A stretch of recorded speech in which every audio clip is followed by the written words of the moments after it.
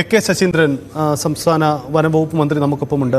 Minister, അതിദാരുണമായൊരു വാർത്തയാണ്. നമ്മൾ ഇന്നലെ സംസാരിച്ചതാണ് ഈ ആന പാലക്കാട് ഉണ്ടാക്കുന്ന പ്രതിസന്ധി. അതിനിടയിലാണ് ഇത്തരമൊരു ദുരന്ത വാർത്ത വരുന്നത്. അങ്ങ് എങ്ങനെ പ്രതികരിക്കുന്നു?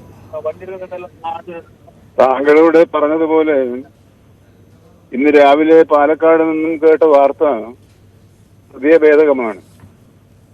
മാതൃഭൂമിയുടെ പ്രഗത്ഭനായ ഒരു ഫോട്ടോഗ്രാഫറാണ് കാട്ടാനയുടെ അക്രമത്തിന് വിധേയമായി കൊല്ലപ്പെട്ടിട്ടുള്ളത് എന്നതിൽ വനം വകുപ്പിന് വളരെയേറെ മനപ്രയാസമുണ്ട് അങ്ങനെ സംഭവിക്കാനിടയായത്.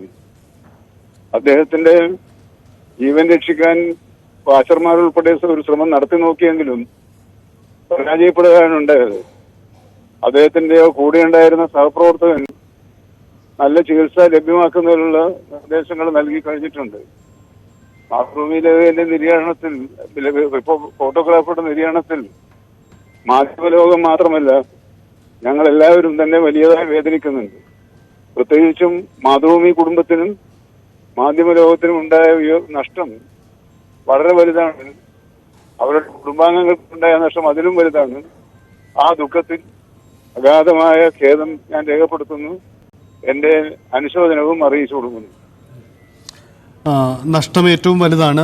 സർക്കാരിന് കഴിയുന്ന മറ്റ് സഹായങ്ങൾ ഞങ്ങളും പ്രതീക്ഷിക്കുകയാണ് ആ കുടുംബത്തിന്, ഒപ്പം മാധ്യമ സമൂഹത്തിന്. ഒരു പോസിറ്റീവായ ഒരു ആലോചന നടത്തണമെന്ന് ഞാൻ നിർദ്ദേശം കൊടുത്തിട്ടുണ്ട്. തീർച്ചയായും വളരെ നന്ദി മിനിസ്റ്റർ പ്രതികരിച്ചതിന്.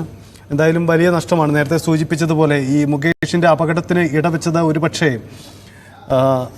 ആനയുടെ ആക്രമണം ഉണ്ടാവുമ്പോൾ തിരിഞ്ഞോടുമ്പോൾ ക്യാമറ അടക്കമുള്ള ഉപകരണങ്ങൾ സുരക്ഷിതമാക്കാനുള്ള ഒരു ജാഗ്രത കൂടി അദ്ദേഹം പാലിച്ചിട്ടുണ്ടാവാം. അതുകൊണ്ടുകൂടിയാവാം ഒരുപക്ഷെ കൂടെ ഉണ്ടായിരുന്ന മറ്റുള്ളവർക്ക് ഓടിമാറാൻ പറ്റുമ്പോഴും അദ്ദേഹം വീണുപോയത്. അതുകൊണ്ടാവാം ആന ആക്രമിക്കുന്നത് വെച്ചതും. എന്തായാലും വലിയ ദുരന്ത വാർത്തയാണ്. ദുരന്തമുഖത്ത് ജോലി ചെയ്യുന്നവരുടെ ആ ദുരന്ത ചിത്രം എത്ര വലുതാണ് എന്ന് ഓർമ്മപ്പെടുത്താനുള്ള ഒരു അവസരം കൂടിയായി ഇത് മാറുന്നു. വലിയ നഷ്ടം. മുകേഷ് എന്ന പ്രതിഭയെ നഷ്ടമാകുന്നു. അദ്ദേഹം ചെറുപ്രായത്തിൽ തന്നെ തൊഴിലിടത്തുണ്ടായ ഇത്തരമൊരു ദുരന്ത അപകടത്തിൽ ജീവൻ നഷ്ടമാവുന്ന സാഹചര്യം. 34 വയസ്സ് മാത്രമുള്ള മാധ്യമപ്രവർത്തകനായ മുകേഷിൻ്റെ മരണം.